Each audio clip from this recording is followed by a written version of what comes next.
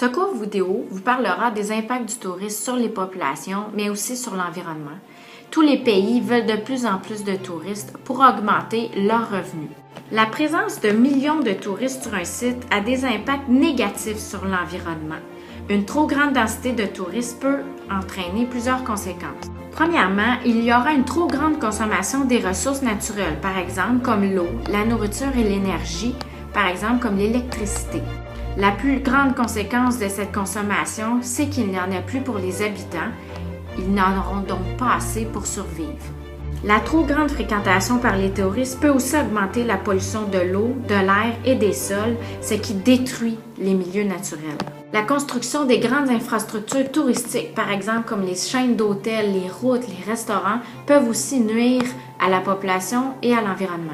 La plus grande conséquence de ces constructions, c'est bien sûr la destruction des paysages naturels et la destruction des habitats des animaux.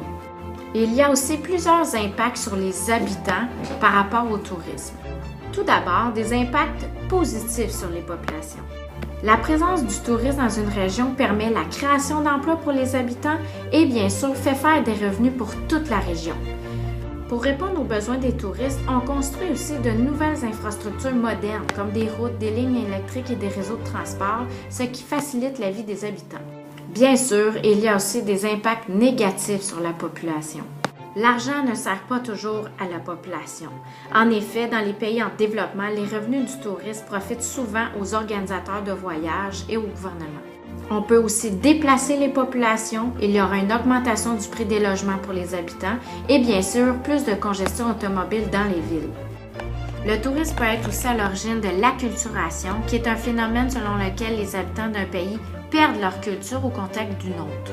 Un exemple d'acculturation est presque tous les pays du monde maintenant portent des jeans. Cela ne vient pas de leur pays, bien sûr, ça vient des États-Unis, mais tout le monde en porte. Plusieurs solutions s'offrent au pays pour diminuer les impacts négatifs du tourisme sur l'environnement et sur les populations. Dans certaines régions, les gouvernements vont décider de créer des parcs naturels pour protéger la nature et les animaux. On va aussi limiter la construction d'aménagements touristiques comme par exemple les hôtels et les restaurants. On va en limiter le nombre. En 2001, l'Organisation des Nations Unies a aussi créé le Code mondial d'éthique du tourisme, qui sont les principales règles à suivre pour un développement durable du tourisme. Il y a 3 articles du Code sur lesquels je voudrais attirer votre attention.